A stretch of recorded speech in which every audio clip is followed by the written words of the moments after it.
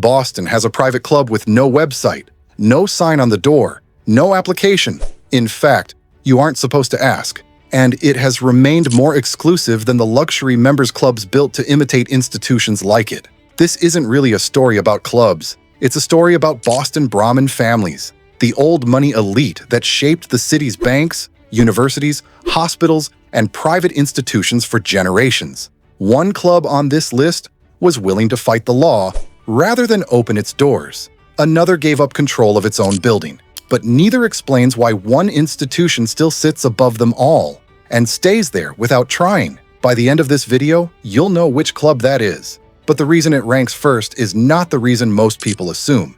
If you're interested in the quiet systems old money uses to preserve itself, that's exactly what this channel explores every week. Stay with this one. The pattern appears in almost every fortune we cover. 5th place, St. Botolph. It started with a letter. 300 men received it. U.S. Senator Henry Cabot Lodge signed it. So did historian Francis Parkman and novelist William Dean Howells. Together, they represented Boston's political, scholarly, and literary establishment. But this club would measure status differently. Its charter promised social exchange among authors, artists, and men connected to literature and art. In 1888, it gave John Singer Sargent the first solo exhibition of his career. He was still building the reputation that would later make him one of the most sought-after portraitists of his generation. Here's what keeps St. Botolph out of the top tier. Its currency was never blood. It was talent. An artist with no family name and no inherited fortune could enter on the strength of his work rather than the age of his name. That's a real form of selectivity. It's just not the same kind of institution as the one waiting at number 1. St. Botolph didn't admit women until 1990, late even by this list's standards. But the gate it guarded was always about output, not origin. Its finances remain modest beside the institutions still to come, sustained largely by dues and artistic activity rather than vast property holdings. Its answer was talent. Then came the club that became more modern, more luxurious, and more accessible, while becoming less exclusive. 4th place, the Algonquin Club, now called the Quin House. Here's where the story gets strange. The Algonquin was founded in 1886 at the height of Boston's Gilded Age, and it was more socially progressive than nearly every other club on this list.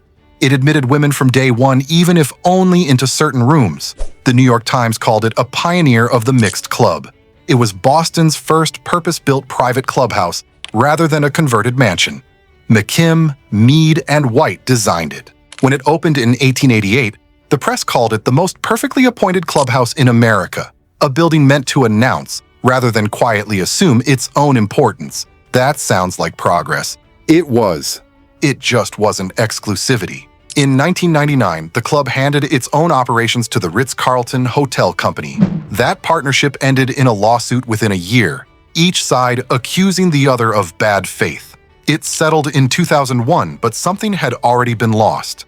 The club had outsourced the one thing exclusivity depends on: control of its own front door. Then, in 2018, the building itself was sold to a developer. It reopened as the Quin House, a modern members club with a fitness center, a rooftop deck, and an international network of reciprocal clubs.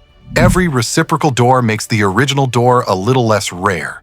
Its answer was access. 3rd place, the Union Club.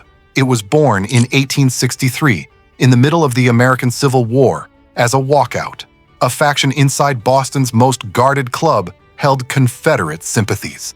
The men who disagreed left. They built their own club 2 blocks away, in the former homes of a merchant and an industrialist, with one condition baked into its founding purpose: unwavering loyalty to the Union cause. Its membership would eventually include men whose careers would carry them to the vice presidency and the presidency. That instinct didn't disappear after the war. Eventually, the Union became the first men's club in the city to admit women. Months later, in 1983, it admitted its first black member. Years before legal and political pressure forced private clubs across America to confront the same question. Principles earn respect because they can demand change. But exclusivity built for permanence survives by resisting it. Its answer was principle. Every club so far gave its exclusivity a visible purpose. The next two treated exclusivity itself as the purpose. And if you want to understand systems like this, not just admire the people inside them, subscribe. This channel studies how power actually preserves itself. Second place, the Chilton Club. 6 women started it in 1910. They'd been meeting as a reading group, and their leader, Pauline Revere Thayer, a great-granddaughter of Paul Revere, wanted something the existing women's clubs of Boston refused to offer: wine on the table and the option to invite a gentleman to dinner. The club they were reacting against was controlled by a temperance majority. No alcohol, no tobacco, no cards. Chilton was built quite deliberately to be the opposite of all three. The reaction was immediate. A minister called the club a vestibule of hell from his own pulpit. Another told his congregation that drinking and smoking by women proved Darwin's theory that humanity descended from apes. The club threatened nothing, announced nothing, changed nothing. It simply kept pouring wine. The writer and social critic Cleveland Amory later gave it a nickname that says everything about how Boston understood it at the time: the female Somerset. Here's why Chilton ranks second. When legal pressure mounted against single-sex clubs in the 1980s, Chilton became one of the final holdouts. It was prepared to fight for a legal exemption rather than let men join. Only at the final moment did it reverse, and even then, it let in almost no one. That's not a club measuring itself by money. That's a club measuring itself by control. And unlike Algonquin, that control never left its hands. Chilton still owns its Commonwealth Avenue building outright, at the center of Boston's old Back Bay establishment. Its reported assets are greater than those of the Union and the Algonquin individually. Its answer was control. First place, the Somerset Club. One club on this list never outsourced its operations, never rebranded, never explained itself to anyone. It doesn't ask people to join. It waits, and eventually, it asks them.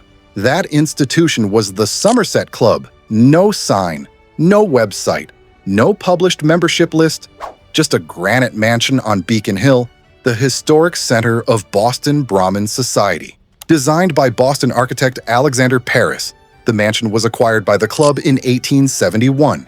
It was the Somerset's own Civil War split that created the Union Club in the first place. Several of the institutions on this list either broke away from the Somerset or defined themselves against the old Boston establishment it represented, a network whose influence extended into Harvard, finance, philanthropy, and civic life. In 1945, a fire broke out in the club's billiards room. Flames inside the building, yet firefighters were reportedly directed away from the front entrance and toward the service door instead. Even in an emergency, visibility was treated as a risk. The Somerset didn't admit women until the late 1980s. More than a century after Chilton's founders had built their own answer to a male-only Boston. Its public filings report more assets than any other club on this list, but those filings reveal very little about the institution itself. The Somerset attached its exclusivity to nothing but the door itself. It simply kept the door closed. Its answer was silence. In Back Bay, the Algonquin building survived. The original institution did not. Less than a mile away on Beacon Hill, the Somerset's granite mansion has no sign, no public profile, and no name change in 150 years. 5 clubs confronted the same question. What do you do once you already have everything money can buy? 4 of them made their answer visible. The Somerset never had to. Wealth wants to be seen. Old money wants to choose who gets to see it. The most exclusive club in Boston stayed on top because it never felt the need to become anything else.